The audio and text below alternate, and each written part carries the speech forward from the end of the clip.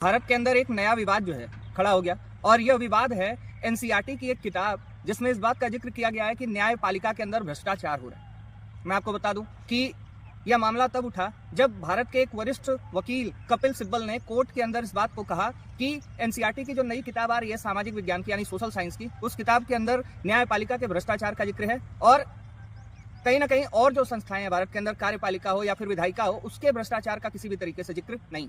जब यह मामला कोर्ट में उठता है तो जो वहां पर जज मौजूद होते हैं वो सीधे तौर पर इस बात को स्वीकार करते हैं कि इस तरीके की कंटेंट को या चीज को किताब के अंदर लाना सही नहीं है। और दूसरी बात, यह लंबे आने वाले भारत के भविष्य के अंदर बच्चों के मन में न्यायपालिका के प्रति कहीं ना कहीं एक गलत भावना भरेगा, इसलिए हम इसे रोकेंगे। इस बात का विरोध पूर्व मुख्य न्यायाधीश BR गवई ने भी किया और वर्तमान मुख्य न्यायाधीश जो हैं जस्टिस सूर्यकांत जी, उन्होंने भी इस बात का मजबूती से विरोध किया कि ऐसी चीजों का कहीं ना कहीं एनसीईआरटी में लिखा जाना सही नहीं।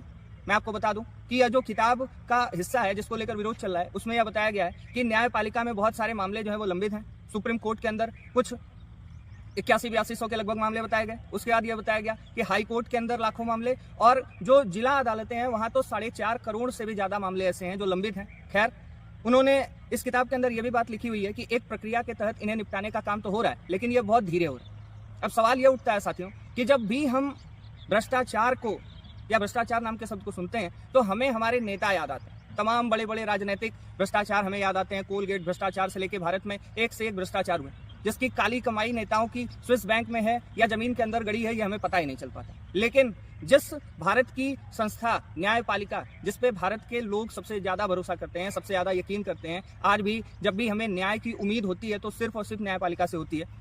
ऐसी बेहतरीन भारत की एक लोकतांत्रिक संस्था को एनसीईआरटी की किताबों में ऐसा बताने की जरूरत क्या है? यह एक गंभीर विषय है साथियों, क्योंकि कहीं ना कहीं यह न्यायपालिका के भ्रष्टाचार को उजागर करके या न्यायपालिका के भ्रष्टाचार को बता के अन्य जो भारत के अंदर लोकतांत्रिक संस्थाएं हैं उनमें भ्रष्टाचार को खत्म करने की बात जो है या उनके भ्रष्टाचार को छुपाने की कोशिश।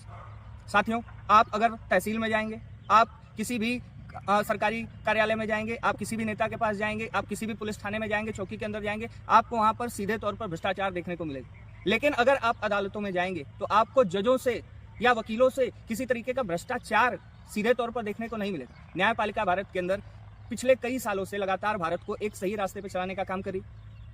भारत की न्यायपालिका का काम है भारत के संविधान को बचाना। भारत की न्यायपालिका का काम है भारत के संविधान के हिसाब से देश को चलाने वाले कानूनों को ही लागू होने देना। तो जो भारत की न्यायपालिका है उसके ऊपर जो भ्रष्टाचार के आरोप लगे वह कहीं ना कहीं निंदनीय इसलिए हैं क्योंकि अगर न्यायपालिका में भ्रष्टाचार है तो उससे बहुत ज्यादा बड़ी मात्रा में भ्रष्टाचार हमारे अन्य संस्थानों में है।